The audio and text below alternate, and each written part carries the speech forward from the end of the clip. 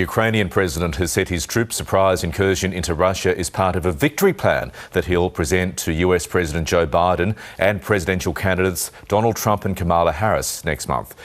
Volodymyr Zelenskyy says the success of the plan would depend on the US and was aimed at ending the war. Russia, meantime, has warned the US about, in its words, playing with fire. Let's get more from Europe Bureau Chief Mozoe Ford. Mozoe, good morning. So tell us about this victory plan from Volodymyr Zelenskyy. Good morning, Michael. Well, Volodymyr Zelenskyy held a press conference today to outline some of this victory plan, though he didn't go into huge amounts of detail because he doesn't want Russia to know. But what he did say was that even though some people might see this as too ambitious for Ukraine, he said it was important for the country and that, yes, it did depend on the United States. He said the incursion into Russian territory through Kursk earlier this month was one part of the plan, but that it would also involve economic and diplomatic steps as well. He said that he planned to be in the United States, in New York in September for the UN General Assembly, where he would discuss this plan with Joe Biden, and that he would also plan to discuss it with the presidential hopefuls Kamala Harris and Donald Trump.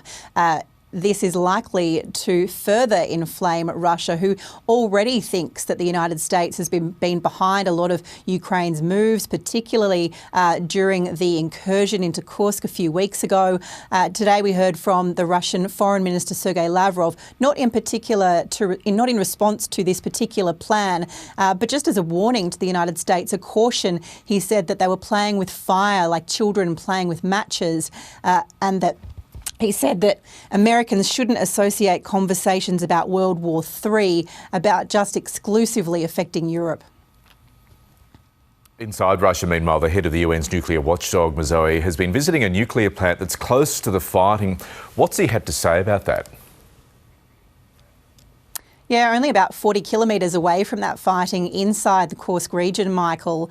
And today we heard that Rafael Grossi, the Director General of the UN International Atomic Energy Agency, did a tour of that facility. Russia says that Ukraine has been hitting it. Ukraine has yet to respond to this. But Mr Grossi said that this was of particular concern to him because this is the same model of plant as in Chernobyl.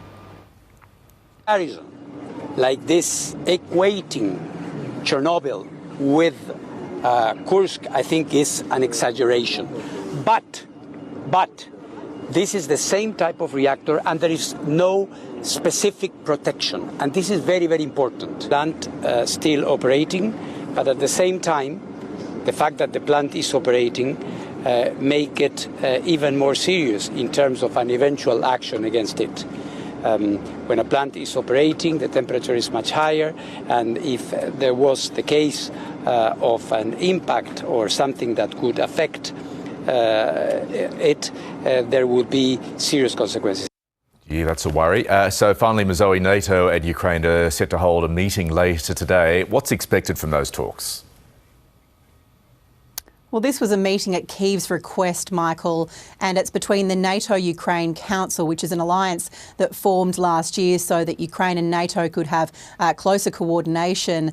It's expected that Kyiv is going to ask for more assistance, and particularly in relation to long-range weapons.